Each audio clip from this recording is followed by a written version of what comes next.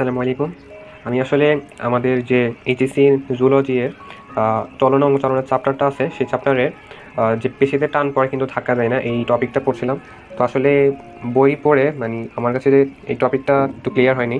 তো আমি ইন্টারনেটে বেশ ঘাটাঘাটি করলাম। তো ইন্টারনেটে ঘাটাঘাটি করেও আমার কাছে টপিকটা ক্লিয়ার হয় নাই। যদিও টপিকটা যে আহামরি ইম্পর্ট্যান্ট আমি এটা বলবো না, কিন্তু বিগত বছরে এখান থেকে কোশ্চেন আসছে, আর কিছু বাদ দেওয়া তো কোনো ভালো ছাত্রের বৈশিষ্ট্য হয় না। সো আমি এই টপিকটা একটু আমার মতো করে বোঝানোর চেষ্টা করব, যদি কারো হেল্প হয়ে থাকে তাহলে সে যেন একটু উপকৃত হয়। আচ্ছা, টপিকটা বোঝানোর জন্য আমি আমাদের ফিজিক্সে যে স্প্রিং টপিকটা রয়েছে সেখানে সাথে একটু কানেক্ট করার চেষ্টা করব যাতে বুঝতে সুবিধা হয়। তো আমরা জানি যে স্প্রিং কিংবা স্প্রিংয়ের মতো আরও অনেক বস্তুই আছে, যে একটা স্থিতিস্থাপকতা ধর্ম আছে, যে কোনো একটা বস্তুর আকার বা আকৃতি বিকৃতি ঘটালে প্রতিরোধকারী যে একটা ধর্ম বা বৈশিষ্ট্য ওই বস্তুর মধ্যে নিহিত থাকে তাকে হচ্ছে স্থিতিস্থাপকতা বলে। তো এখন এই জিনিসটা আমরা এখানে স্প্রিংয়ের ক্ষেত্রেও দেখাতে পারি, যে আমরা যদি একটা স্প্রিংকে বাহ্যিক একটা ধাক্কা অথবা একটা ফোর্স দিই, তাহলে স্প্রিংটা সংকুচিত হবে। স্প্রিংটা সংকুচিত হয়ে ধরে নিলাম এই অবস্থাতে আসছে। তো এখন স্প্রিংটা এই অবস্থাতে আছে, আমরা মনে করুন ধরে রাখলাম স্প্রিংটা এই অবস্থাতে আছে, কিন্তু স্প্রিংটাও বসে থাকবে না। স্প্রিংও একটা বিপরীত দিকে একটা বল, কিংবা এখানে বোঝার সুবিধাটা আমি ধাক্কা বলতে পারি, যে বিপরীত দিক থেকে একটা ধাক্কা সে ক্রিয়েট করবে, ধাক্কা বল সে দিবে আমাদেরকে। অর্থাৎ আমরা এখান থেকে বল দিব এফ, ওখান থেকে সে বিপরীত দিকে একটা ধাক্কা বল দিবে।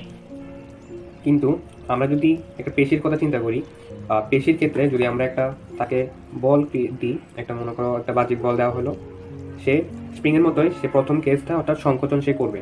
কিন্তু সংকোচন হওয়ার পর স্প্রিং যেভাবে একটা ধাক্কা বল বিপরীত দিক থেকে প্রয়োগ করে, পেশির ক্ষেত্রে সে ধাক্কা বলটা আসে না, পেশির ক্ষেত্রে সে ধাক্কা বলটা সে দেয় না। এইটাই হচ্ছে মূলত আমরা যে বইতে টপিকটা পড়েছি, যে পেশিতে টান পড়ে, অর্থাৎ পেশিতে একটা টান পড়ে কিন্তু সে বিপরীত দিক থেকে ধাক্কা বলটা সে দেয় না। এখন সেই যে ধাক্কা বলটা দিচ্ছে না, সেটাতে কোনো সমস্যা নেই, সে তার মতো থাকুক, সে তার আকৃতি বিকৃত হয়েছে, সে যে স্বাভাবিক অবস্থায় ফিরতে চায় না, সমস্যা নেই। কিন্তু তার সমস্যা না হলেও আমাদের তো সমস্যা হবে। মনে করো আমরা যদি একটা হাতকে সংকোচন করলাম, হাতকে ভাঁজ করে হাতের এই অবস্থানে সে আসলো, তাহলে হাতকে সংকোচন করলাম ঠিক আছে, কিন্তু হাতকে তো আবার প্রসারণ করতে হবে।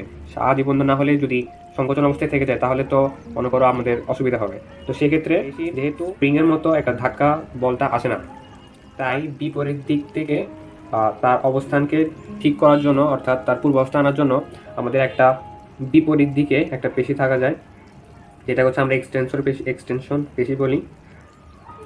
ধরে নিলাম এটা হচ্ছে এক্সটেনশন পেশি। Sorry for my drawing. হ্যাঁ, এটাকে আমরা একটা এক্সটেনশন পেশি ধরে নিতে পারি। তো এখন এটা যে সংকোচন অবস্থায়